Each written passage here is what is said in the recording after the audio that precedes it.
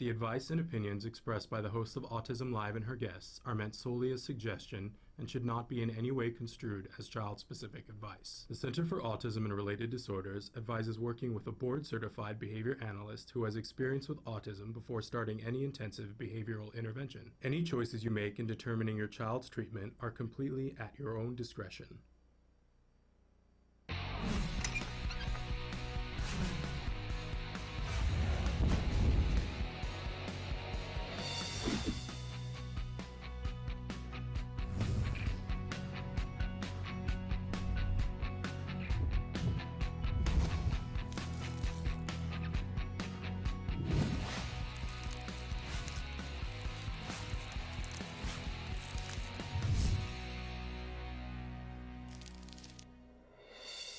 Good morning and welcome to Autism Live. I'm Shannon Penrod, and I'm going to be honest with you that we pre-taped this yesterday. So do write in your questions because I will have an opportunity to sit and watch some of them, but I have to be somewhere tomorrow morning, so we pre-taped this. So it's actually Wednesday right now, but it's not, it's Thursday.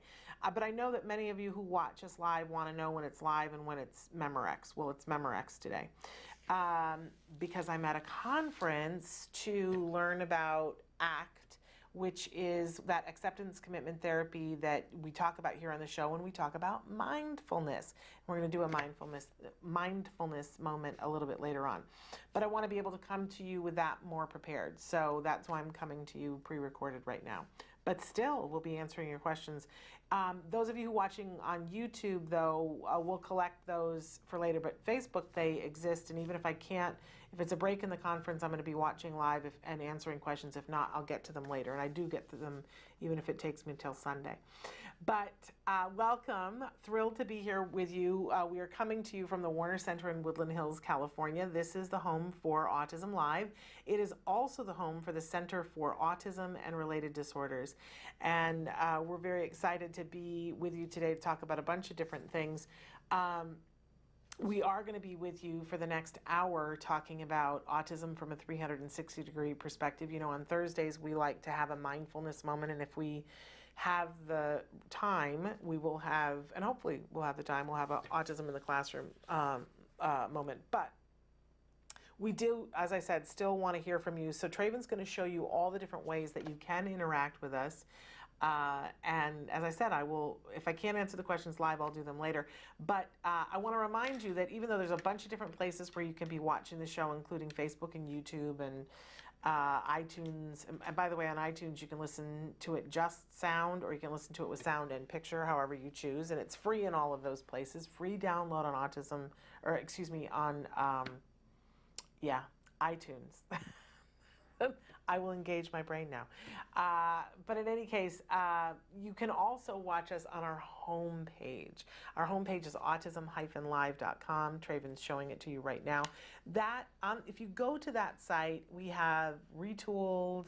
It's prettier than it's ever been. I think it's more functional than it's ever been, and you can search topics in a way that you never could before. You can watch the live show when it's live. You can look at any of our previous clips, and we've separated them into categories, but you can search them by name. So hopefully you can find the answer to the question that you have, or the support. You know, we always say here that we like to be informational and inspirational. That's really the deal here. We want to help you on your journey. And when I say you, that's a big you, right? That's the big autism community that's of many different shades of colors and from all walks of life. If you are on the autism spectrum, that includes you, of course, but we also include within that the parents and the practitioners and the people who care about the people on the autism spectrum. So all of you, we want you to be able to find the answers that you're looking for. If you don't automatically find it on our website, please go down to the chat button that is at the bottom of the page on our new website. Click on that, open it up, and send us a question or a comment. We will get to it eventually. Sometimes we get to it live, although, you know, not always. So anyway, write to us and let us know so that we can be of help to you. I personally feel like I have to do that because I'm paying down karmic debt. My son was diagnosed with autism at the age of 2.5, and I got very lucky. which is not to say that we didn't work really hard. And I said this recently at a conference, and somebody said that's the piece I needed to hear, so I want to remember to say that, is that we were very lucky, but the harder we worked, the luckier we got. You know what I'm saying?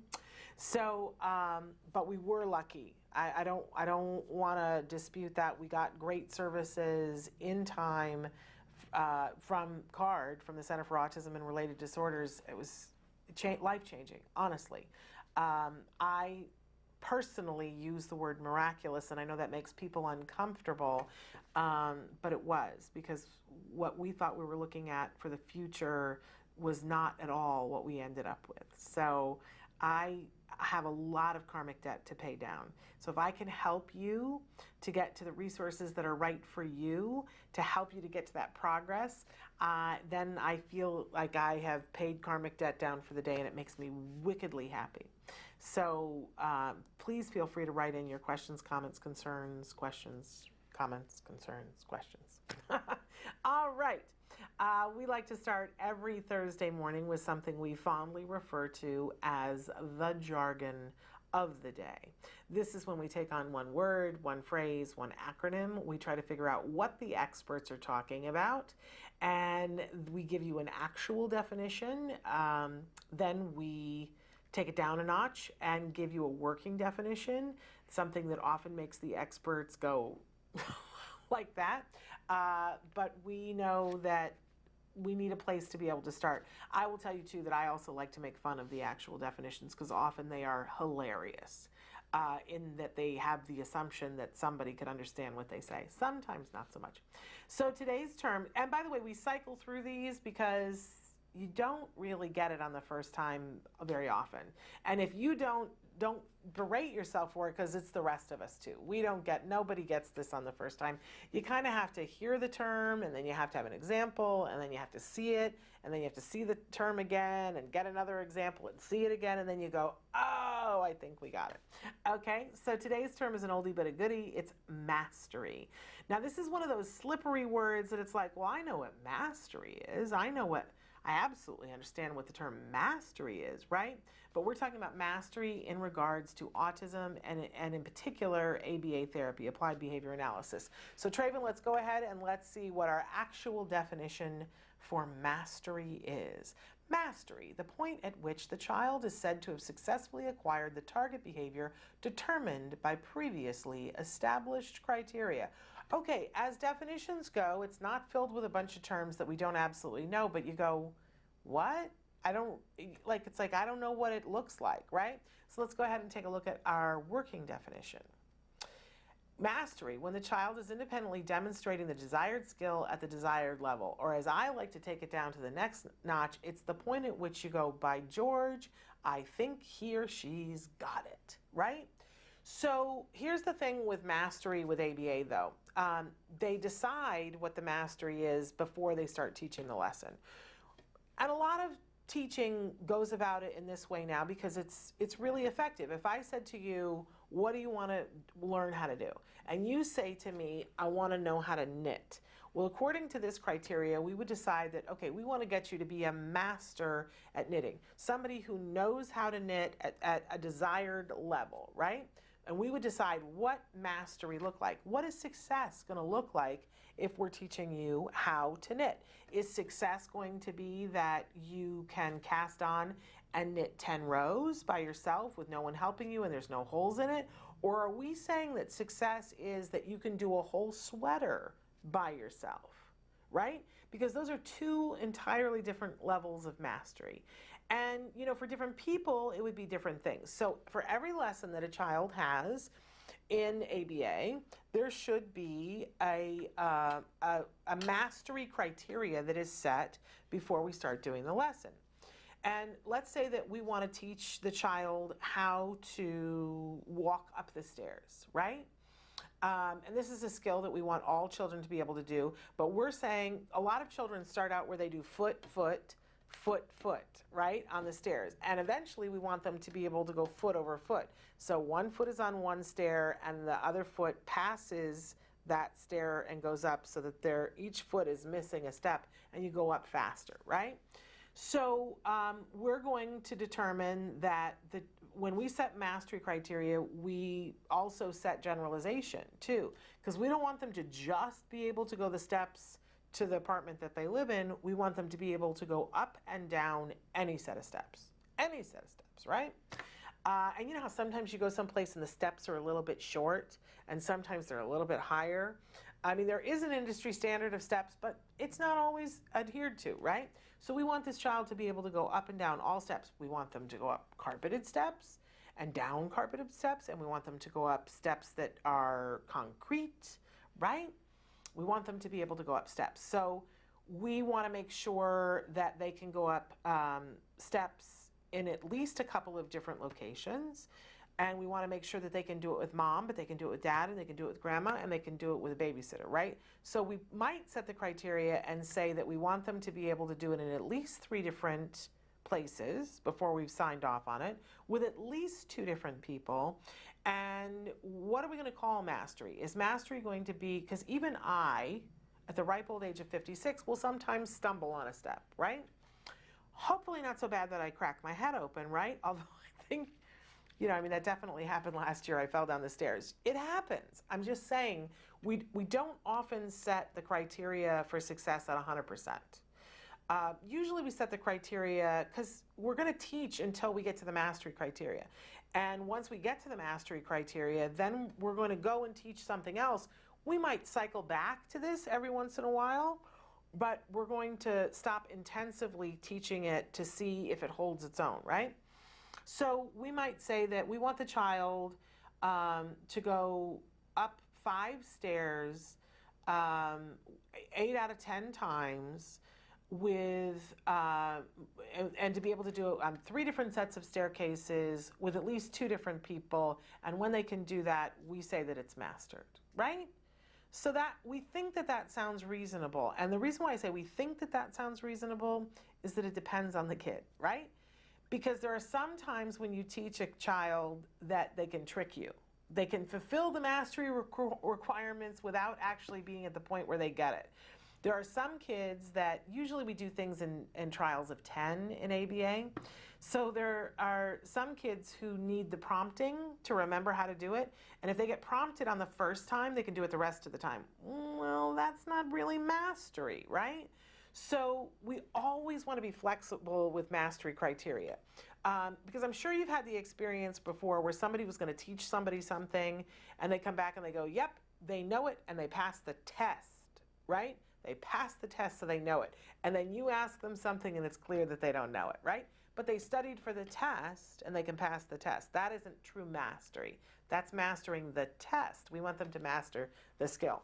So for each task, it's going to be different, and for each child, it's going to be different. And the important part with mastery is that we don't let the tail wag the dog. So we set the mastery criteria and we go, this is what we think it'll look like. But if when we get to the mastery criteria, if we're still not saying, yeah, I think he's got it, or if we're at the point where we're like, I think he's got it, but it's not fulfilling the mastery criteria, we're willing to be flexible. It's just a guideline to where we think we would see that, right?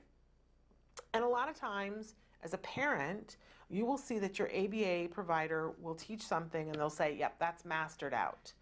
And then they will usually, if it's a good ABA provider, it will be put on maintenance, which means that every once in a while we'll just cycle through and make sure that they still have it. And if they don't, we'll do a refresher on it, right? Just be aware and watch, because sometimes what happens is if you have a lesser therapist or a newer therapist, they will go for the mastery criteria. And sometimes your child will master without meeting the criteria, and then they get bored. And then they just can't seem to do it because they're bored, right? So it's the kind of thing you always want to be watching for. But we want to get to mastery because we want to get to the place where, by George, I think he or she's got it. Now, one of the places where we do have to work for mastery at 100% of the time is safety.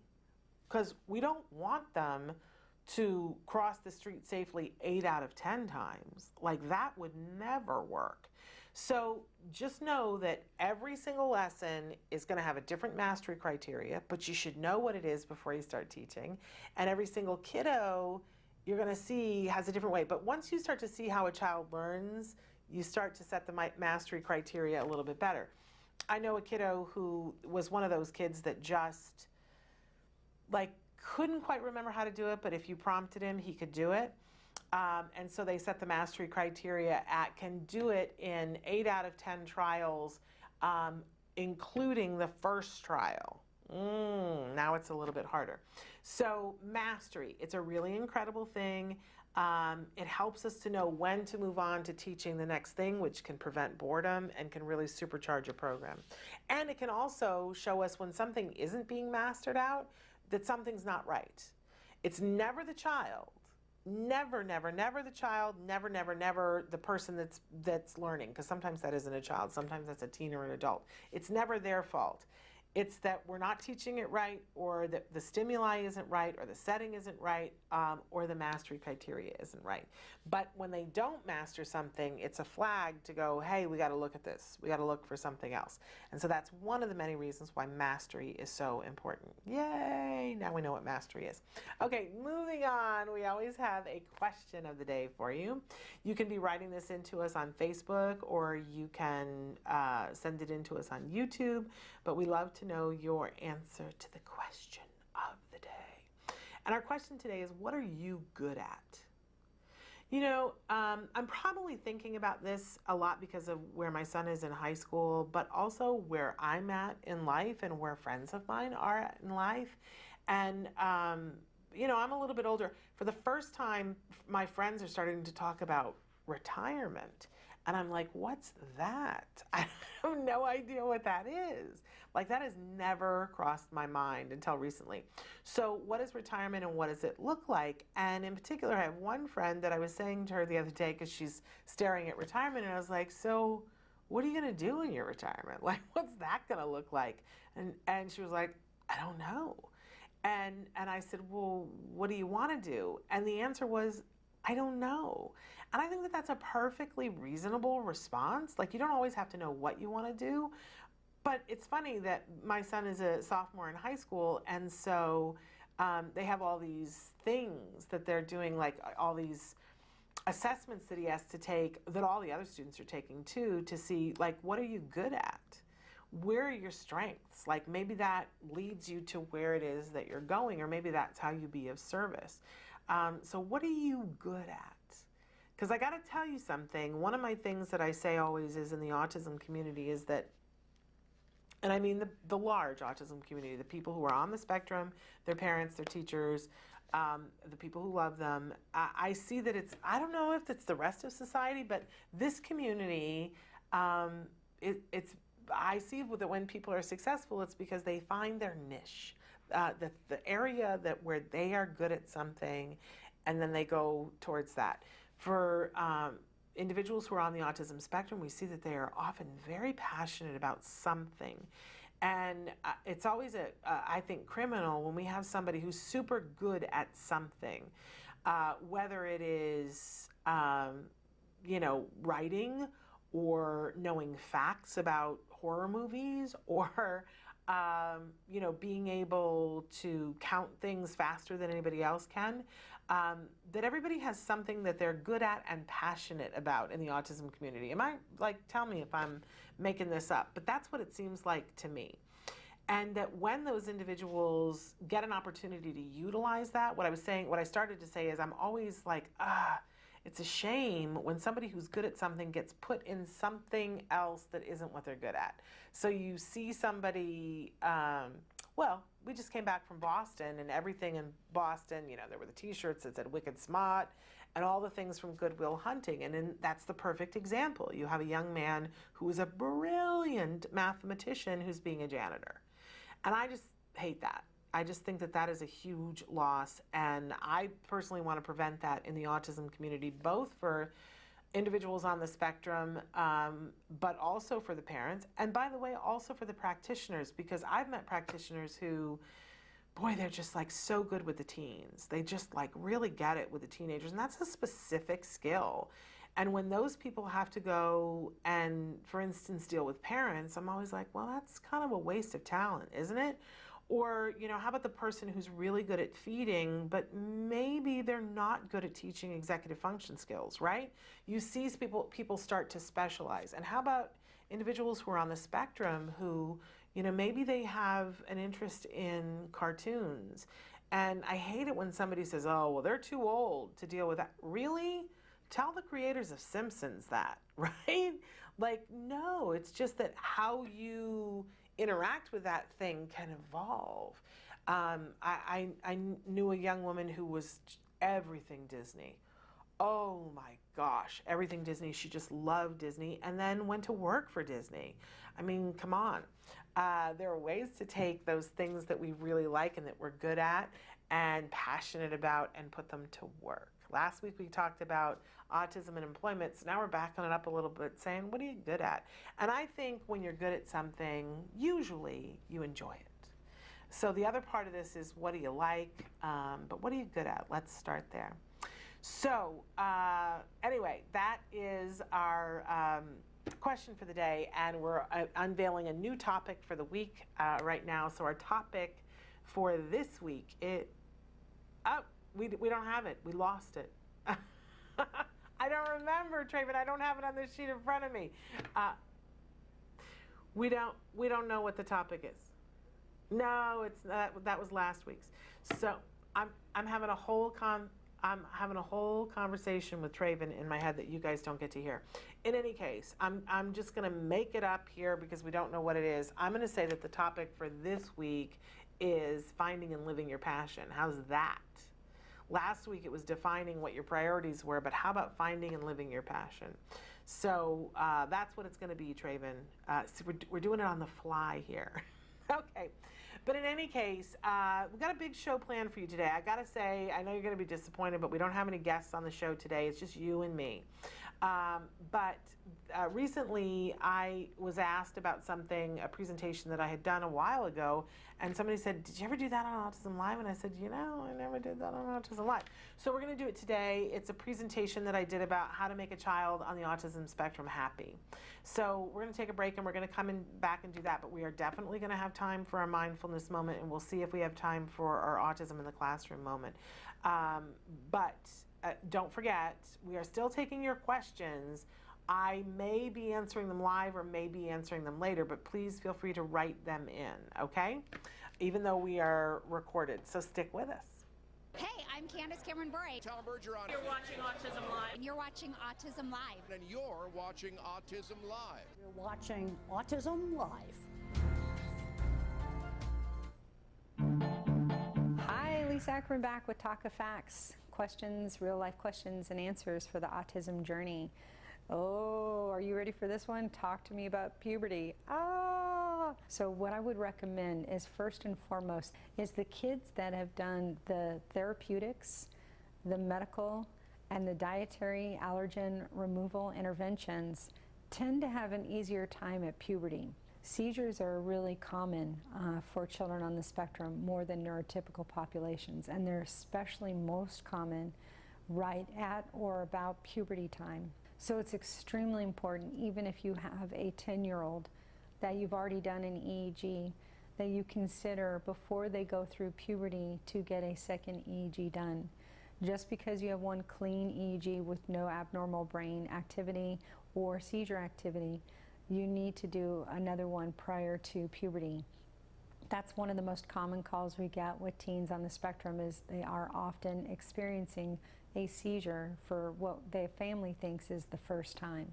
And the third thing is, you're gonna have a teenager, so you're really gonna have to kick it up a notch on those life skills, social skills, and getting your kid ready to be that teenager they need to be. So if you're doing that baby thing, and I know you are, where you're maybe making their lunches or helping them with laundry, we need to start bouncing some chores over to those kids. And we also need to increase social environments where they can be successful. So think about it.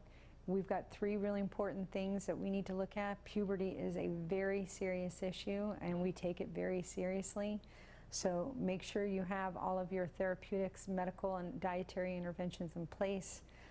Consider to do another 24-hour EEG with your physician prior to puberty. And the third most important thing, get ready to raise the bar. Your job is to really get them ready for life. And I know you can do it. Welcome back to Autism Live. I want to quickly say our thoughts and prayers are with Lisa Ackerman. We just adore her, and she's such a good friend of Autism Live. And her family, I don't think she will mind me sharing this with you, that about 10, 12 days ago, her son-in-law had a stroke. And boy, young man had a stroke, and they've been going through that. And those of you who've been through that with a family member know that's a really tough time. And so please include Lisa and her family in your thoughts and prayers. I know she would really, really appreciate that. And we at Autism Live include her whole family and especially her son-in-law in our thoughts and prayers, and hoping for a speedy recovery. Absolutely. Also wanted to share with you that we had a guest, lost the guest because we're pre-recording, and so it's a perfect opportunity for us to do this talk that I had done and was recently asked about, how to make a child with ASD happy. Now, I was asked to do this talk, and I thought, oh, what authority do I have? I don't know that, I mean, who am I? What? And I was feeling very squeamish about it, and I said something to my son, and I was like, oh, I don't know. And he was like, well, I'm pretty happy. So, if there's any, if that helps you in any way, shape, or form. But I want to say, before I say all of this, that these are my ideas for what I think. But obviously every child is different. And I would love it if some of you wrote in some ideas too, because I do think that there are people who need help and support in this area. And those of us who are lucky enough to have happy kids, owe it to them to share what some of the tips and tricks are. So go ahead, Traven, and it's 7 easy steps. There's 7 things to keep in mind. So let's go ahead and take a look at the next slide, because I don't have it. There we go. Okay, so start with what they like. Now, we talk about this all the time about doing a preference assessment, about, you can do a preference assessment with anyone. And you can be sneaky about it. It's like, if you put 2 pieces of pie in front of someone and they take the cherry pie, then in that moment, we know they prefer cherry. Does that mean that the next day they're going to prefer cherry? And if we keep giving them cherry, that they're still going to love cherry? No, it doesn't mean that at all. It means that today they prefer cherry. And it is important to switch things up, right? But, asking your children in very clever ways, what do they like, and watching them to see what do they like. What are they drawn towards? What does their hand reach out towards? I was in a store the other day, and a mom was giving her children the lecture about look with your eyes, not with your hands. And I so appreciate that, because you have to be that way in a store. But I recommend on this slide that you take your child to a toy store. Take them to it, and I know they're fewer and further between now than they ever are, but more reason to support your local Astra store, which is those stores that are mom and pop owned, and they have crazy good toys, right? And they are so good at this. Astra Toys they'll have a display of the toys, but there's one there for the child to play with. And I encourage you, take your child, block off a period of time. It's free to go to the toy store, right? And, because there's so many toys out, sometimes our kids will sit and fixate on one toy. Sometimes you have to go and bring another toy over, take this toy away and put it back. But by the way, that teaches flexibility, right? I think parents are always terrified to take their children to toy stores because they're afraid that their children will have a fit and say, but I want that toy, right? Feel free to tell your children before going into the store, we're going to go in and you're going to get one thing, right? It will help them to make a decision, right? They may be emotional about it, but that's okay. Let them be emotional about it, because I want all the toys in the toy store too. And, I get it now that I can't lay on the floor and cry about it. Your kids may not, but they'll get it eventually, right? So watch your kids and see, they might be drawn to something and they take it for a little while and they play with it, but then they're on to the next thing, which tells you there was something about it that drew them towards it, but it didn't fully fulfill. Like it might be that it was blue, or it might be that it was nubby, or you know what I mean? But just watch. You could even videotape it if you wanted to or take notes, but I think it's just fun to be and watch what the kids will want to play with. What are they drawn to? What do they focus on? And because you're really trying to find, we have on the slide, you're trying to find their currency. What feels like a paycheck to them?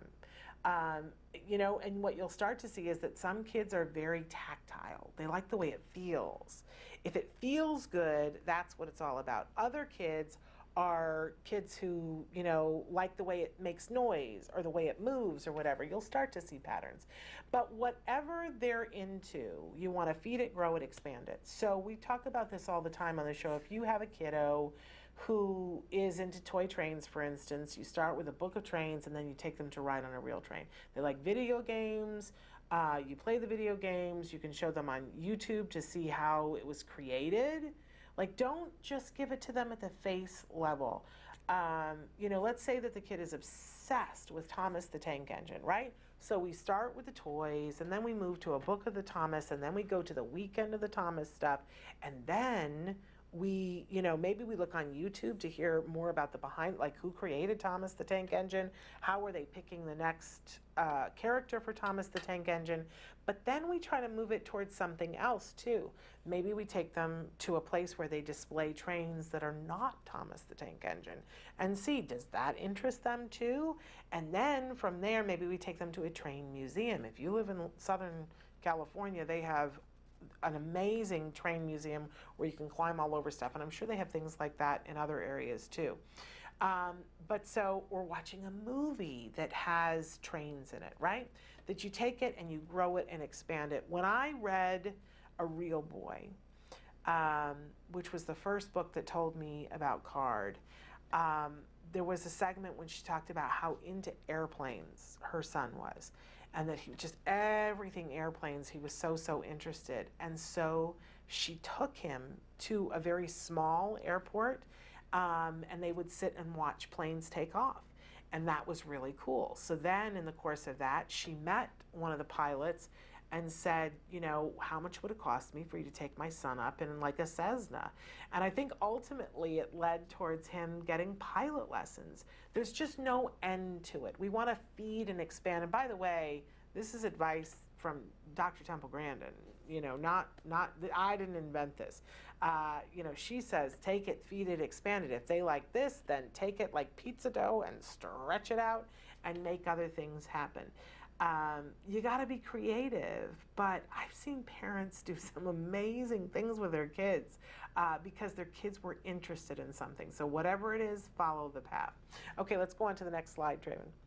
And after everything that we're going to say on this slideshow, there's going to be a slide that says reinforce, reinforce, reinforce, because we always want to be reinforcing our kids, unless the only time we don't want to be reinforcing them is if they're doing a behavior that we really don't want to cultivate. That's the only time. If your child is just, you know, not engaging in something and not doing anything negative, reinforce them. But when they're really doing something that's fabulous, reinforce, reinforce. We always want to be linking reinforcement with praise. And anytime that somebody is doing something that we like and we praise, we want to link it with other things as well, so that eventually praise is reinforcing all on its own. So for instance, you know, let's say that the child is into Thomas the Tank Engine and they're playing with Thomas the Tank Engine really well and they're not throwing them at all. We want to praise them for that and say, you know, oh my gosh, you're so good at Thomas the Tank Engine. And then we're praising them, that's great, but to kids starting out, you know, what's praise? Praise is not reinforcing in the beginning. It becomes reinforcing because we link it with other stuff. So if your kid loves touches, you know, some kids love to be squeezed. So we squeeze them and we go, oh, you're so good at playing Thomas the Tank Engine. So the words are being linked with the squeeze, right? Other kids hate to be squeezed, by the way. So this is all about knowing what they like. So for other kids, they, you know, it could be, well, we always come back to primary reinforcers, which are food. I always hate to use food as reinforcement because clearly, you know, I have an issue with that. You know, and it can turn into that. But it is a primary reinforcer, and it's easy. Let's say that it's easy and it works, right? But if you want something more complicated, you can. We were able, toys and things were something that my son was very reinforced by. And we were able to get him on a token economy so that he could trade, get like 5 tokens and then trade that in for like a Happy Meal toy. You know what I'm saying? And that 5 tokens might be something that take him, a day to create or a week to create. So find a way to link reinforcement with praise to say, hey, this is a good job, because they'll want to do the job, but then eventually they will also accept praise as a reinforcer. It's amazing how that works. And you want a child who enjoys being praised. That's, because that's an easy thing to be able to give. Okay, let's go ahead and move on to the next one. So tip number 2 is listen with all of your senses. So when you're looking at your child and figuring out what they like, make sure that you are listening with your eyes, and you are listening with your ears, and you are listening with your fingers. Like, does your child tense up? Some of our kids with autism, when there's something that they really like, they tense up. It's not necessarily a negative, right? My son would be like this when he really liked something. He would be like, oh, Or other times he had vocal stereotypy, so he would make these very high-pitched, he would sound like R2-D2. He'd go, I can't even do it high enough. But that told me, oh, he really likes that, right?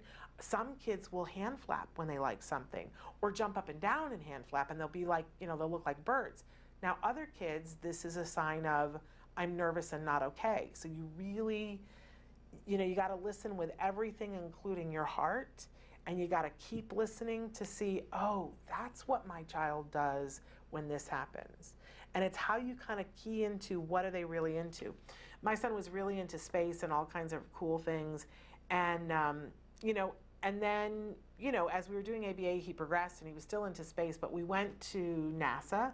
We got a private behind the scenes tour. And we had driven like 3.5 hours while we were exhausted to get there. And then we went and we did the tour of NASA. And it was just the 2 of us and one of the flight directors of the International Space Station. I mean, for me, I'm over the moon. And I'm doing all the typical things that you expect of people who are really excited. I'm like, I'm making these faces and making these noises and clutching my chest and going, oh my gosh, when we stood in Mission Control, which is like what the movie Apollo 13 is based on, I started to cry. And I was like, oh, if my dad could have been here. I mean, I'm verbalizing all of this, and my son is just being like stone-faced and like this. And, and I think the flight director thought, oh, this is the mom really wanted this and the kid's just being dragged along, right? I don't know, though, because his wife is somebody who works in the field of autism. So maybe not. Maybe he got it. But we would go, we'd be there, and my son would be looking at the room, and we'd go from that room into another room, and I would hear him go, and make his little noises, which I hadn't heard in years. And I knew, oh, he's grooving on this. It's just he's keeping himself silent because he's soaking it all in. By the time we left and we got in the car, and now we had a 3.5 hour drive back to where we were staying, I don't think my son took a pause. For 3.5 minutes, he talked about everything. He's like, and did you see that? And did you get a picture of that, Mom? I got a picture of it. And just talked like a magpie. But he hadn't said a word, didn't ask a question the whole time. But I knew him well enough to know, oh, he's over the moon right now. So keying in with all of your senses, what does my kid like? What are they into, so that you can feed that all the time. Okay, moving on to the next slide, Traven. Okay, so number 3, and last week our topic was autism and employment, and we said everybody deserves to have a job. Everybody deserves the dignity of having a job. It's so important that we don't wait until they're 18 and go, well, now it's time to get a job, right? It's important to give kids jobs as soon as you possibly can. And I mean, like with a toddler, and giving them the block and saying, put it in the basket. We're picking up our toys now. What a good job you're doing. Look at you. You're picking up your toys, right? That becomes their job. You pick up your toys and you get praise. I think sometimes when our kiddos get diagnosed with autism and we start an ABA program, we go, my kid works hard enough, right? But they still deserve a place in the family. And, if you have other kids, they'll be like, how come they don't have to make their bed, right? And it's a good question. It's because they should be making their bed. And the truth is, maybe they can't make their bed as well as our expectations would be for that age, but we're going to shape that behavior up. But, whether you have siblings that are grousing about that or not, give all of your kids jobs and identify them as jobs and say, you're doing a good job. Use the language, but have them do something. All kids can be taught to put a napkin next to a plate and put a fork on a napkin. And, don't just have them come to the dinner table and sit there.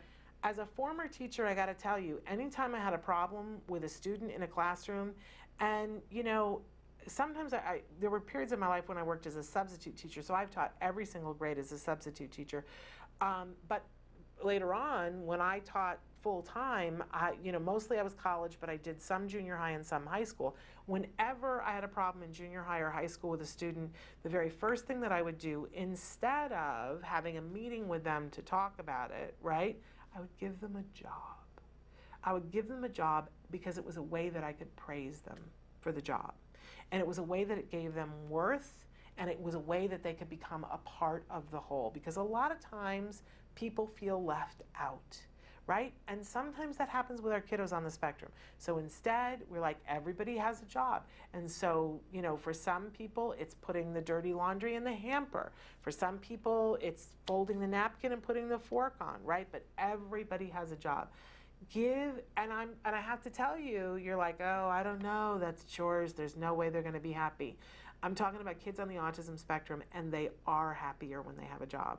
So give them a job, and it gives you a reason. And I think the next slide is praise, praise, praise. If I'm not mistaken, yes, there it is. Because that's the other part of it. Give them the job, teach them how to do it, prompt them through it, and then praise them like there's no tomorrow. Like it's the biggest thing in the world. And what you will do is link up that, oh, when I participate, when I have a job, I matter, and people recognize and care about it. What a great thing to front load your child's self-esteem, right? And then that translates into other things. Okay, so that's number 3. Moving on, number 4, communicate with all of your senses. We've been talking about some of the ways that we can praise. So we've got praise, hug, tickle, make faces, make noises, language good feelings about them. It's okay to have silence. I don't mean to make it sound like you have to have something going constantly, but keep the connection and the communication going. We're going to talk in a second about love language. Is that the next one, Traven, before I get into it? Let's just go on to the next one. I know we are going to talk about, what's their love language. So we all have ways that we feel loved and cared for and like we matter. So this is true of everyone, not just people who are on the spectrum, but by the way, it's true of people on the autism spectrum too. Some people truly feel loved and cared for when you touch them in a certain way. Some people feel truly loved and cared for when you praise them in a certain way. Some people feel really truly loved and cared for when you give them something. And it doesn't, I know we all assume, oh, that's money and jewelry and things like that, but it isn't always. It's just giving something, right? Everybody has their love language. And for all the people in your life, it behooves you to know what is their love language, like what really makes them cared for. Because one of the great, horrible missteps in life is when we try to do the things for other people that make us feel loved, but it's not what makes them feel loved. So, I might say, oh, well, what makes me feel loved is if somebody makes me a gorgeous meal because they're taking care of me and they're nourishing me and whatever. So I spend all my time, making them a pie and delivering it. And I feel like, oh, they're going to feel loved. And for them, they're like, oh, food is such an issue for me. Why are you, like, I wish you wouldn't do that, right? And now they feel bad and I feel bad. And all it was somebody wanting to express love to someone. So we all want to know what makes the other person feel loved, and then do that, not what we do, what we want. Does that make sense? A lot of times we assume, oh, well, what would make me happy is X, so that's what I will do for them. Right? That's not going to get it done. So know what your child's love language is. Does your child love the hugs? Does your child, what makes them feel loved? And that's the thing to do. Do we need to take a break, Traven? Okay. Oh, okay. He was just telling me we need to move it along. Okay, so next slide. There we go. Okay. So often autism parents focus on academic skills and social skills, and they're like, my child is behind in this, so I want the speech and I want the social skills. At CARD, we show families that skills has 8 different curricular areas, and these are the things that want to be focused on. And often parents will be like, okay, well, we don't need the play one. You can just take that one and put it over there because we're not taking the time to work on play. And I'm here to tell you, you want a happy child, you need to teach them how to play. Because play for our kids starts out as work. And in the beginning, work isn't something that's, it feels negative, right? Like you put a toy in front of them where you push a button and it makes a sound, and some kids with autism are like, what?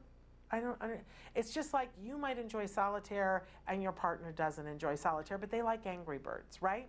We all have our preferences. So we want to be able to teach a wide variety of play to kids on the spectrum. And the next slide, which is reinforce, we want to reinforce them playing. Because if you think about the rest of your life and how are you going to deal with stress?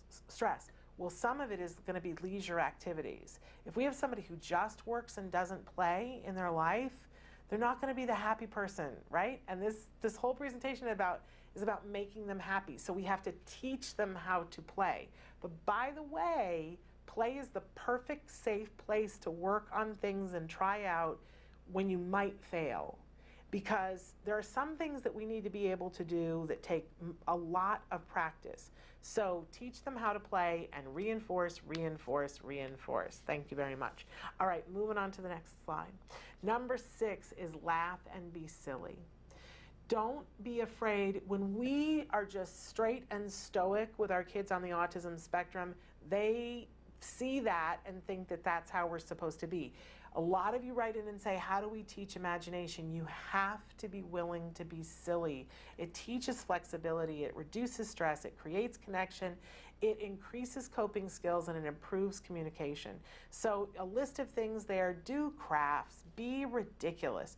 I'm like this, and this is how I am with all kids, so this really helped me with a child who's on the autism spectrum. And he frequently, I would be silly and he would be like, stop that. Because I'm like breaking the rules, right? And I would continue being silly, and he would learn that the sky didn't fall, But with my nieces and nephews, we used to do a thing when they were little, and we'd go into the grocery store, which for a lot of people is not a reinforcing task, right?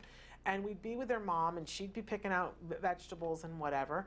And so I instituted this policy that every aisle we had to do a different walk.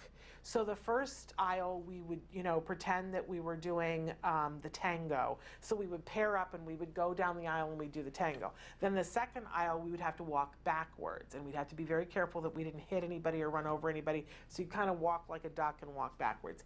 And then the next aisle, we had to walk on our tippy toes the entire time.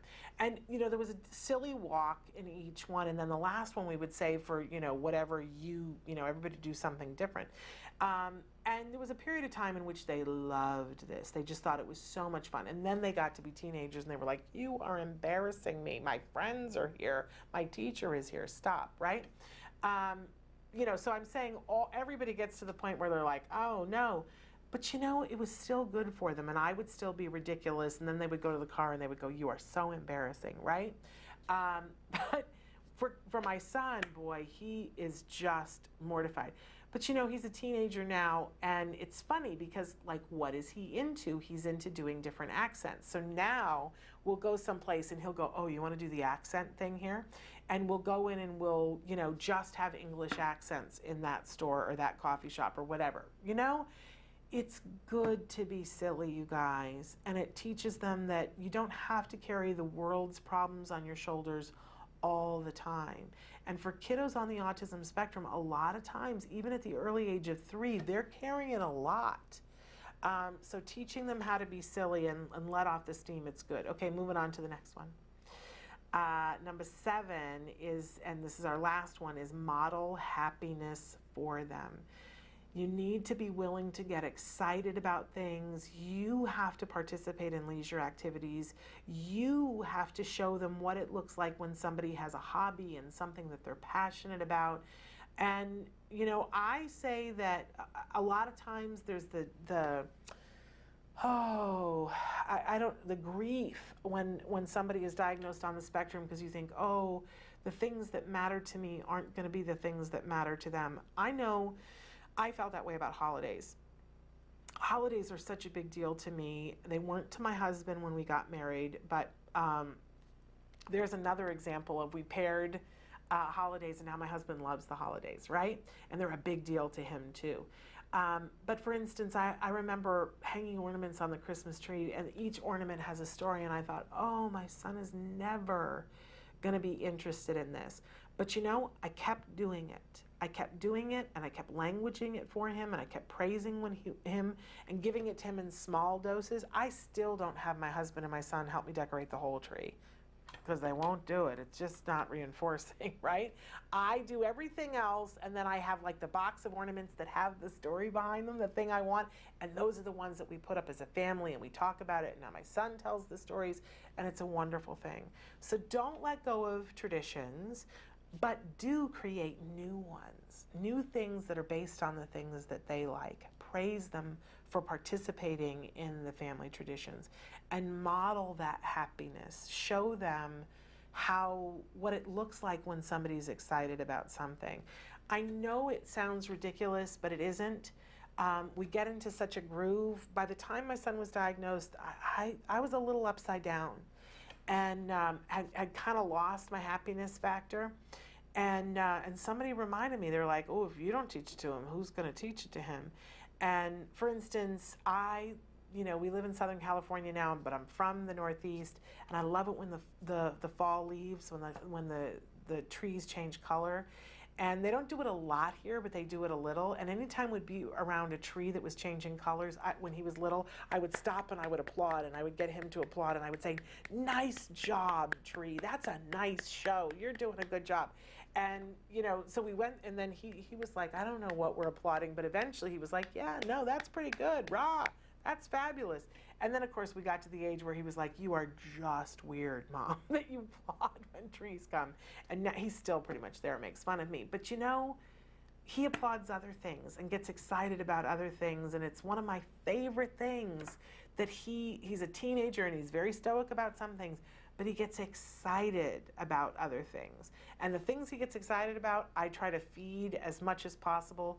He didn't even know he was excited about this, but I knew he would be. We took him to see Blue Man Group a couple of weeks ago, and he didn't really know what it was about, but I know him well enough to know that he was going to lose his mind, and he lost his mind. He had such a good time. It's not for everybody, right? But for him, I knew that it would be a thing in any case. So I think that's the last slide. No, there's another slide after that, Traven. There are a couple more. Okay, so let's move on to the next one. And I put here some definitions of happiness. Go ahead and full screen it, Traven, so that they can take a look at it. But, there's a lot of different ways to look at happiness. But one of the things I love on the one on the bottom, it says the absence of negative emotions such as sadness, anxiety, and anger. This is why we need to work towards happiness, you guys. And look at all the synonyms over there: pleasure and delight, and all the things that you want for your kid. Well-being, enjoyment, all of those wonderful things. So we want to create a state of happiness. And I think then one more slide, I think the last one. Okay, so and this last part I think is absolutely key to everything that we talk about here on the show: to love them, see them, and accept them. Kids understand when we're asking them to be somebody other than who they are. And that's not what ABA is about, by the way. ABA is about helping them to be whoever they want to be able to be and to remove obstacles. It's not about asking them to be somebody other than who they are. And help your child to understand that they are perfect just like they are. You know, we don't ever say, you know, we're not going to teach handwriting to the child because it will change who they are, right? We're teaching a skill. And a skill doesn't change who you are, it just gets added to how fabulous you are. And it's another thing you can do, right? And that is what ABA is about. So appreciate them for who they are, accept them for who they are, and they will feel that, and that will be a core for their happiness. And I always love to say here on the show that joy only happens in the present.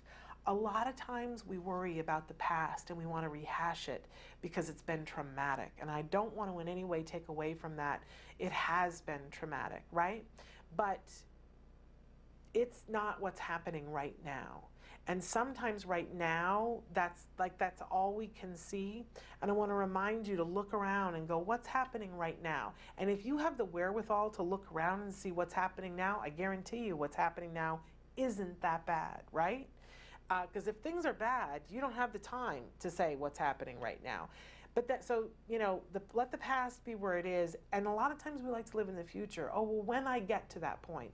And I talked about creative visualization and where do we want to get to. I think that's important. But remember, that's something to motivate us. It isn't what's happening right now. And true joy only happens in the present. So find a minute today to be with your kiddo, to love them, to see them for who they are, to see what they're passionate about, accept them, and feel the joy of that yourself. And that is how you model happiness back to them. Take joy in them. I cannot even believe we didn't even have time for a mindfulness moment, but really that is the mindfulness moment. Take a moment to be with your kiddo in whatever space. If they're down on the floor, get down on the floor with them. If they're painting, get in there and paint with them, or paint, or stand next to them and tell them what a great job that they're doing, and revel in who and how they are, and feel what that feels like for you to be in that place of acceptance of, this is my child and I love my child so fully and wholly. That is a true mindfulness moment. In any case, we're out of time, but I got to tell you, tomorrow we are doing Let's Talk Autism with Shannon and Nancy, and we are taking on the 5 steps to preventing summer slide, and 5 things that you as a parent can do this summer to supercharge your kid and have them make a ton of progress. So I really hope that you'll tune in tomorrow for that. It's going to be spectacular. It's a very empowering thing. And by the way, next week, big set of shows. We're into May now, so big set of shows, and we have Dr. Grampiche back next week, so that'll be super duper cool. As always, please continue to write in our comments, even if we're not live, even after the show goes off, because we will try to find time to answer everybody. We're really working on that right now. How are we doing time-wise, Traven?